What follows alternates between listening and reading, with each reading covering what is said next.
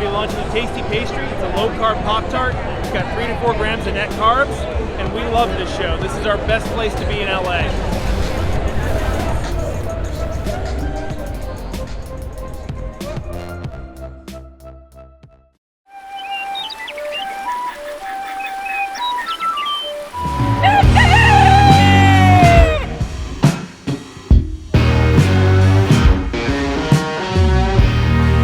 Welcome back to Legendary Foods Muscle in the Morning. I'm Dave Palumbo, and today is Monday, August 2nd, 2021.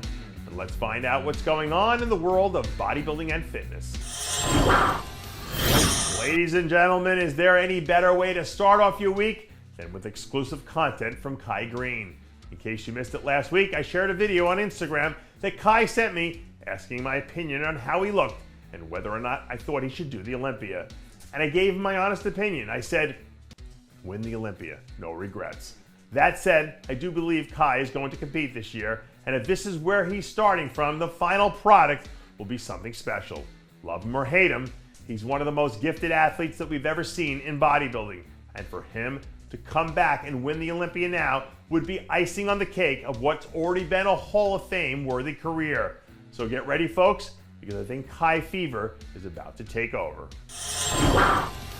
Now, we can't talk about Kai Greene and winning the Olympia without acknowledging the elephant in the room, which is the fact that he needs to go through our current Olympia champ, Big Ramy, in order to do it. Ramy hasn't come right out and responded directly to any of the news related to Kai, nor does he have to. There's no reason for him to respond to people throwing rocks at the throne. But from what I understand, Ramy is teaming up with Dennis James again for his Olympia prep this year. And obviously, we all know what the outcome of these two teaming up was last year. And there's no reason to think that they wouldn't be able to run it back again, especially if Ramy isn't dealing with any injuries or issues related to travel restrictions like he has in the past. We saw what a 100% Big Ramy looked like last year, and for all intents and purposes, that look was unbeatable. So if we do get a 100% Ramy and a 100% Kai, I think it sets up one of the most intriguing matchups that we've seen in 4 or 5 years. And for me, well, that alone is worth the price of admission. Since there's no clean way to segue between the potential showdown between Ramy and Kai, I'm just going to jump right into this new clip from Charles Griffin, because he looks like he's about to do a little bit of showcasing of his own next weekend at the Tampa Pro. This will be Charles's first time back on stage in over a year, and to his credit, it seems like he's bringing in a completely revamped look in comparison to what we saw him do when he placed 7th at Tampa back in 19. This version of Charles is bigger, has a smaller waist, and has a lot more detail than he had a few years ago.